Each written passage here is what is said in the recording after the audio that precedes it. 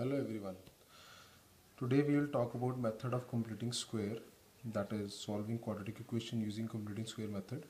So we'll start with directly an example, that is 3x square plus 6x plus 12.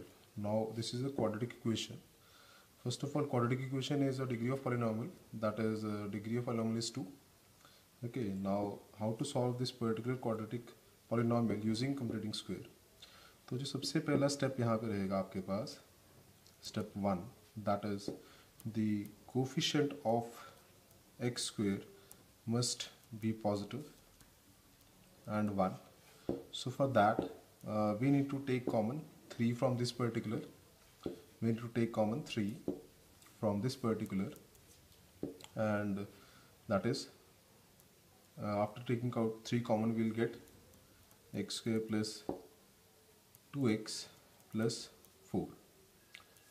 This is how we'll take common 3 from this particular.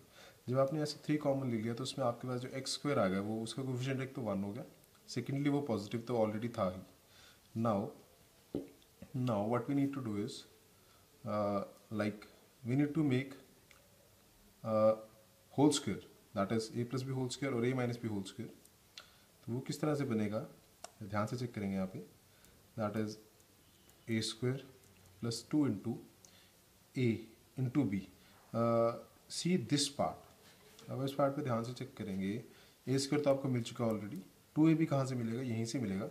क्यों यहाँ से मिलेगा? क्योंकि 2 into जो ए वाला part है that is x वो मिल रहा है, और b अकॉर्डिंगली क्या होना चाहिए? 1 होना चाहिए यहाँ पे.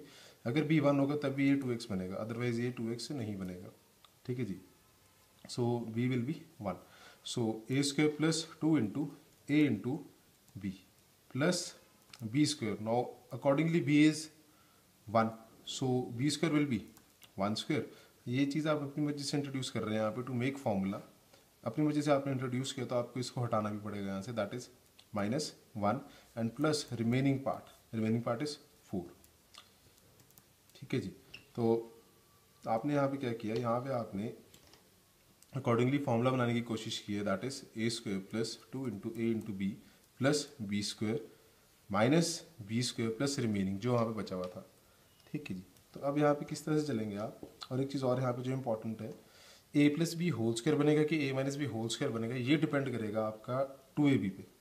2ab अगर आपका पॉजिटिव है तो फॉर्मूला बनेगा a plus B whole square का. अगर 2ab नेगेटिव है तो फॉर्मूला बनेगा a minus B whole square का. So now what will get is from here till here will get formula of x plus 1 का whole square and remaining part is that is 4 minus 1 that is 3, और इस side के आपके पास 3 is equals to 0. ठीक है जी. Let's say is equals to 0. Now अब यहाँ पे आप इसको सॉल्व किस तरह से करेंगे? Very much easy. आपको x की वैल्यू चाहिए. सॉल्व का मतलब है फाइंड x. सॉल्व का मतलब है to go for x, to go for value of x. That is क्या रहेगा उस साइड? अगर 0 है, लेट्स से अगर 0 है तो ये वाला पार्ट ऑलरेडी, दिस पार्ट, दो पार्ट्स में आ गई ये चीज़, एक ये और एक ये पार्ट तो कभी 0 नहीं हो सकता. बचेगा क्या? ये वाली चीज़. और ये चीज़ कभी 0 क्यों नहीं हो सकती? क्योंकि ऑलरेडी कांस्टेंट है. 0 अगर इस साइड 0 है तो उसका 0 होने का मतलब ये है कि x की वैल्यू कुछ ना कुछ होगी जिसके बेसिस पे ये पूरी की पूरी टर्म 0 हो जाएगी.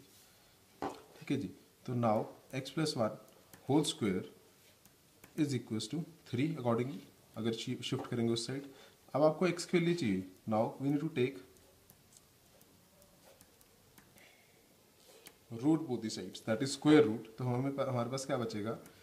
x plus 1 is equals to √3, that is plus minus of √3 basically. ठीक है जी. और उसके बाद आपके पास क्वेश्चन किस तरह से ट्रेवल करेगा? x की वैल्यू क्या आ सकती है? या तो आ सकती है √3 माइनस 1, क्योंकि आपको √3 को आप ब्रेक करेंगे, एक बारी प्लस में जाएगा और एक बारी जाएगा ये नेगेटिव में. और सेकेंड केस में आ सकता है √3 minus 1, that is minus of √3 minus 1. So these are the to